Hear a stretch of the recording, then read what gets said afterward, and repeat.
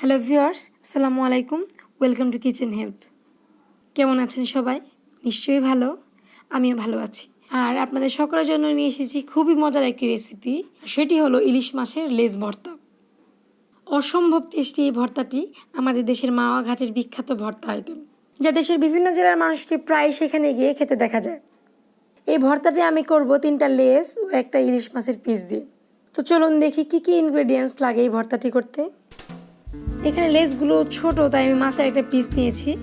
আপনারা সম্পূর্ণ লেজ দিয়ে এটা করতে পারেন, মানে শুধু লেজ দিয়ে, পিস লাগবে না।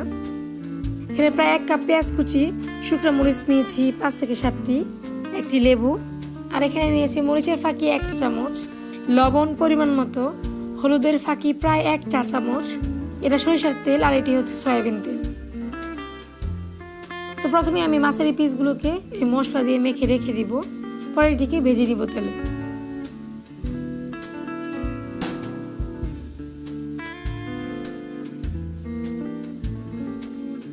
সামান্য পানি দিয়ে মশলা সহ মাছটাকে মেখে নিলাম। প্রায় 10 মিনিট ফ্রিজের নর্মাল চেম্বারে রেখে দেব। 10 মিনিট হয়ে গেছে, এখন মাছগুলোকে ভেজে নিব। তো চলুন চলে যাই কিচেনে। পরিমাণ মতো সরিষার তেল দিয়ে দিলাম। তেলটা গরম হলে মাছের পিসগুলোকে দিয়ে দিচ্ছি। এই মাছটা ভাজি করার পর যে অবশিষ্ট তেলটা থাকবে সেটিকে আমি ভর্তার কাজে লাগাবো। মাছটাকে বেশি শক্ত করে ভাজা যাবে না কিন্তু।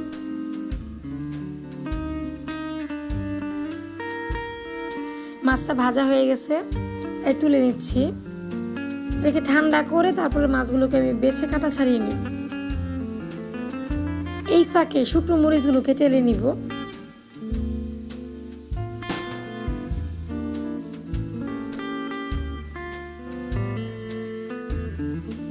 এখন মাছের পিসগুলোকে ভালো করে বেছে নেব।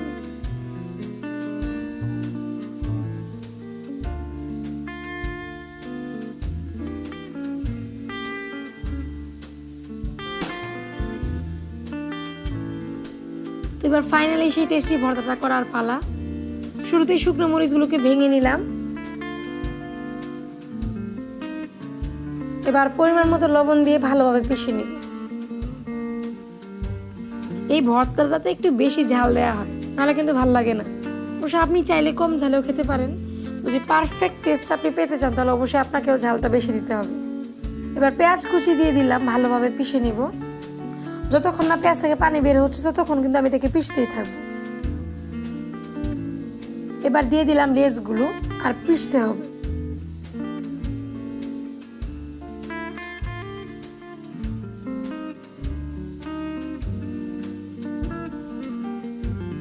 ভালোভাবে মিক্সড হয়ে গেলে দিয়ে দিব মাছ ভাজি যে তেলটুকু বাকি ছিল আর কি, আমি উঠায় রাখছিলাম, সেই তেলটুকু দিয়ে দিচ্ছি।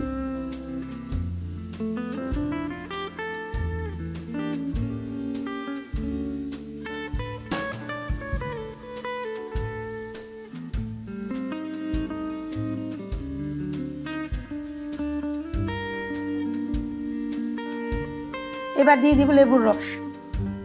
আমি এখানে পুরো একটা লেবুর রস ব্যবহার করেছি, কারণ মাওয়া ঘাটের যে স্পেশাল ভর্তার আইটেমটা থাকে ওটা কিন্তু টক টক লাগে খেতে। সেটা রাঁধুনি তৈরি করতেছি, তো ওরকম টক না লাগলে কিন্তু হবে না। এবার ফাইনালি এগুলোকে একত্রে মিক্সড করার পালা। আসলে আমি আমার সর্বাত্মক চেষ্টা করছি এই ভর্তাটাকে মানে মাওয়া ঘাটের টেস্ট আনার জন্য। যারা খেয়েছেন তারা বাসায় ট্রাই করার পর আবার দেখবেন ওরকম হয়েছে কিনা। আমি চেষ্টা করছি ওরকম করার জন্য, বাট বাকিটা আপনারা বলবেন। খুবই টেস্টি ভর্তাটা, কিন্তু বাসায় ট্রাই করবেন।